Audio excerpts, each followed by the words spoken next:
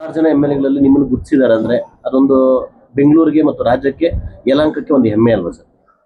ಯಾಕಂದ್ರೆ ನಿನ್ನೆ ನನಗೆ ಪತ್ರ ಬಂತು, ನನಗೆ ಆಶ್ಚರ್ಯ ಕೂಡ ಆಯಿತು. ಯಾಕಂದ್ರೆ ನಾವು ಮೋದಿಜಿಯವ್ರಿಗಾಗಲಿ ಎಲ್ಲೂ ಕೂಡ ನಮ್ಮ ಬರ್ತ್ಡೇ ಅಂತೇಳಿ ಹೇಳಿಲ್ಲ. ನನ್ನ ಅಫಿಷಿಯಲ್ ಬರ್ತ್ಡೇ ಇರೋದು 26 ಸರ್ಟಿಫಿಕೇಟಲ್ಲಿರೋದು. ನನ್ನ ರಿಯಲ್ ಬರ್ತ್ಡೇ ಇರ್ತಕ್ಕಂಥದ್ದು 24/7. ಸೊ ಇದೆಲ್ಲೂ ರೆಕಾರ್ಡಲ್ಲೂ ಸಿಗಲ್ಲ. ಆದರೂ ಕೂಡ ನಿನ್ನೆ ಗುರುತಿಸಿಕೊಟ್ಟವ್ರೆ ಅಂತಂದರೆ ಬಹುಶಃ ಅಲ್ಲಿವರೆಗೂ ಕೂಡ ನನ್ನ ಹುಟ್ಟುಹಬ್ಬದ ಕಾರ್ಯಕ್ರಮ ಹೋಗಿದೆ. ದೇಶದ ವಿಶ್ವನಾಯಕ ನರೇಂದ್ರ ಮೋದಿಯವರ ಕಡೆಯಿಂದ ನನಗೆ ಶುಭಾಶಯಗಳು ಬಂದಿದೆ ಅಂತಂದರೆ ಅದಕ್ಕಿಂತ ಸೌಭಾಗ್ಯ ಇನ್ನೇನೂ ಇಲ್ಲ. ಎಲ್ಲೋ ಒಂದು ಕಡೆ ಅವ್ರಿಗೆ ಕಣ್ಣಿಗೆ ಬೀಳೋ ಥರ ಆಗಿರ್ಬೇಕು ನಾನು. ಖಂಡಿತವಾಗ ಅವ್ರು ಏನು ನಮ್ಮ ರಾಷ್ಟ್ರೀಯ ನಾಯಕರು, ಪ್ರಧಾನಿಗಳು ಇವತ್ತು ಅತ್ಯಂತ ಹೆಚ್ಚಿನ ಮೆಂಬರ್ಶಿಪ್ ಮಾಡಿರೋದಿರ್ಬೋದು, ಮನ್ ಕಿ ಬಾತಲ್ಲಿ ನಾವು 100% ಮಾಡಿರೋದಿರ್ಬೋದು, ಎಲ್ಲ ವಿಚಾರದಲ್ಲೂ ಯಲಹಂಕ ಕ್ಷೇತ್ರ ಮುಂದೆ ಇದೆ. ಬಹುಶಃ ಇದನ್ನು ಗುರುತಿಸಿ ಕಳಿಸಿರ್ಬೋದು ಅಂತ ಅನಿಸ್ತದೆ. ನಾನು ಅವರಿಗೆ ಆಭಾರಿಯಾಗಿದ್ದೀನಿ ಮತ್ತು ಇದು ನನ್ನ ದೊಡ್ಡ ಸೌಭಾಗ್ಯ ಅಂತೇಳಿ ನಾನು ಭಾವಿಸ್ತೀನಿ. ಧರ್ಮೇಂದ್ರ ಪ್ರಧಾನ್ ರಾಜೀನಾಮೆ ಮತ್ತು ಪ್ರಹ್ಲಾದ್ ಜೋಶಿ ಆ ಜವಾಬ್ದಾರಿ ತಗೊಂಡಿದ್ದಾರೆ. ಆ ನಿಟ್ಟಿನಲ್ಲೂ ಸಹ ಅಪಸ್ವರವನ್ನು ಕೇಳಿ ಬರ್ತಾ ಇದೆ. ಅಪಸ್ವರ ಎಲ್ಲೂ ಇಲ್ಲ, ನೀವು ಹೇಳ್ತಾ ಇರೋದು. ಎಲ್ಲೂ ಅಪಸ್ವರ ಏನು ಕೇಳ್ತಾ ಇಲ್ಲ. ಅದಕ್ಕೆ ತಾತ್ಕಾಲಿಕವಾಗಿ ಪ್ರಹ್ಲಾದ್ ಜೋಶಿ ಅವರಿಗೆ ಇನ್ನೊಬ್ರು ಕೊಡೋವರೆಗೂ ಕೂಡ ಅದನ್ನು ಉಸ್ತುವಾರಿ ಕೊಡಲೇಬೇಕಾಗ್ತದೆ. ಯಾಕಂದರೆ ಪ್ರಧಾನಿಗಳು ಅದನ್ನು ಇಟ್ಕೊಳಕ್ಕಾಗಲ್ಲ.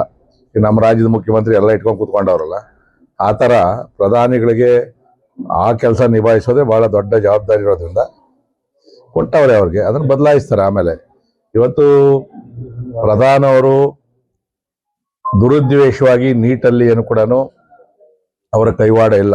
ಕೆಳಮಟ್ಟದ ಅಧಿಕಾರಿಗಳು ಷಡ್ಯಂತ್ರವನ್ನು ಮಾಡಿ ದುಡ್ಡಿನ ಆಸೆಗೋಸ್ಕರ ಮಾಡವ್ರೆ. ಅದು ಈ ಹಿಂದೆ ಕೂಡ ಭಾಳ ವರ್ಷಗಳಿಂದ ಇದು ನೀಟ್ದಿರ್ಬೋದು, CET-ದಿರ್ಬೋದು, ನೀವು ಪೊಲೀಸ್ ಇಲಾಖೆ ನಮ್ಮ ಕರ್ನಾಟಕದಲ್ಲಿ ಅದಿರ್ಬೋದು, KPSC ಎಕ್ಸಾಮ್ಗಳಲ್ಲಿರ್ಬೋದು, ಇದು ನಮ್ಮ ಕರ್ನಾಟಕದಲ್ಲೇ ನಡೆದು ದೊಡ್ಡ ಹೋರಾಟಗಳು ಕೂಡ ನಡೆದ್ರು ಕೂಡ ಏನು ಕೂಡ ಮಾಡೋಕ್ಕಾಗಿಲ್ಲ. ಆದರೆ ಇವತ್ತು ಈ ನೀಟ್ ವಿಚಾರವಾಗಿ ಏನು ಯುವಕರು ಹೋರಾಟವನ್ನು ಮಾಡಿದ್ರು, ಅದರಲ್ಲಿ ರಾಜಕೀಯ ಬೇಳೆ ಬೇಯಿಸ್ಕೊಳ್ಳೋದಕ್ಕೆ ಕಾಂಗ್ರೆಸ್ಸು, SP, ಮಮತಾ ಬ್ಯಾನರ್ಜಿ, ಕಮ್ಯುನಿಸ್ಟವರು ಅವ್ರ ಮೇಲೆ ಕೆಲಸ ಇಲ್ಲ. ಕಮ್ಯುನಿಸ್ಟರು ಮಾತು ಮೊದಲು ಒಂದು ಬಾವುಟ ಇಟ್ಕೊಂಡು ಕುತ್ಕೊತಾರೆ. ಅಂದರೆ ಅದರಲ್ಲಿ ಪ್ರಾಮಾಣಿಕವಾಗಿ ಹೋರಾಟ ಮಾಡಿದಂಥ ವಿದ್ಯಾರ್ಥಿಗಳಿಗೆ ಮಸಿ ಬೆಳೆಯಂತೆ ಕೆಲಸ ಮಾಡಿದ್ರು. ದೇಶದ್ರೋಹಿಗಳ ಫೋಟೋಗಳನ್ನೆಲ್ಲ ಅಲ್ಲಿ ಇಟ್ಕೊಂಡಿದ್ರು. ಕಾಲಿದಂಥವ್ರದ್ದು ಜೈಕಾರ ಕೂಗಿದ್ರು, ಭಾರತ ವಿರೋಧಿ ಘೋಷಣೆಗಳನ್ನು ಕೂಗಿದ್ರು, ಭಾರತವನ್ನು ತುಂಡು ತುಂಡು ಮಾಡ್ತೀವಿ ಅಂತಕ್ಕಂಥವ್ರು ಒಂದಷ್ಟು ಜನ ಅದರಲ್ಲಿ ಇದ್ರು ಕೂಡ. ಸೊ ಇದಕ್ಕೆ ಇನ್ನ ಬಹಳಷ್ಟು ಜನ ಯುವಕರಿಗೇನು ಅಂದರೆ ನೀಟು ಎಕ್ಸಾಮಲ್ಲಿ ಏನಾಗಿದೆ ಅಂತೇಳಿ ಗೊತ್ತಿಲ್ಲ. ಅವ್ರಿಗೆ ಬೆಂಬಲ ಕೊಡೋಕ್ಕೆ ಎಲ್ಲ ಕಡೆನೂ ಕಾಂಗ್ರೆಸ್ ಪ್ರೇರೇಪಿತ ವಿದ್ಯಾರ್ಥಿಗಳನ್ನ ಕಲ್ಲೊಡಿಸುವಂಥದ್ದು ಇವೆಲ್ಲವನ್ನು ಮಾಡಕ್ಕೆ ಹೋದ್ರು. ಮುಂದೆ ಇದು ಒಂದು ರೀತಿ ದೇಶದ್ರೋಹಿಗಳ ಕೈಗೆ ಈ ಹೋರಾಟ ಸಿಗಬಾರ್ದು ಅಂತೇಳಿ ಧರ್ಮೇಂದ್ರ ಪ್ರಧಾನ್ ಅವರು ಇವತ್ತು ರಾಜೀನಾಮೆಯನ್ನು ಕೊಟ್ಟವರೇ ಆದದ್ದು.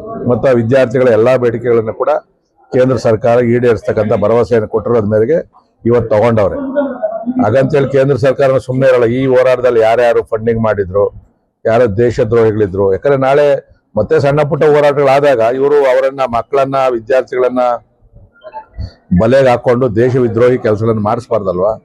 ಪ್ರಧಾನಿಗಳು ಕೂಡ ಈಗ ಟ್ವಿಟರ್ ಮುಖಾಂತರ ಮತ್ತು ಇನ್ಸ್ಟಾಗ್ರಾಮಲ್ಲಿ ಕೂಡ ವಿದ್ಯಾರ್ಥಿಗಳ ಪರವಾಗಿ ನಿಂತ್ಕೊಂಡವ್ರೆ. ಮತ್ತು ಇವತ್ತು ಕಾನೂನನ್ನು ಬಹಳ ಬಲಿಷ್ಠವಾದಂಥ ಕಾನೂನನ್ನು ತರ್ತಾವ್ರೆ. 10 ವರ್ಷ ಜೈಲು, ಇಲ್ಲಾಂದ್ರೆ 10 ಕೋಟಿ ರೂಪಾಯಿ ದಂಡ. ಇದು ಯಾರು ಬರ್ಸಕ್ಕಾಗೋದಿಲ್ಲ, ಆ ಕಡೆ ತಿರುಗಿ ನೋಡೋದಿಲ್ಲ.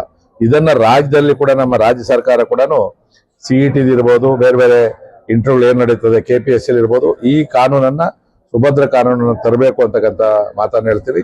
ಇವತ್ತೇನು ಅಧಿಕಾರದ ಆಸೆ ಪಡೆದೆ ಧರ್ಮೇಂದ್ರ ಪ್ರಧಾನ್ ಅವರು ರಾಜೀನಾಮೆಯನ್ನು ಕೊಟ್ಟವ್ರೆ, ಅವ್ರಿಗೂ ಕೂಡ ನಾನು ಧನ್ಯವಾದಗಳನ್ನು ತಿಳಿಸ್ತೇನೆ.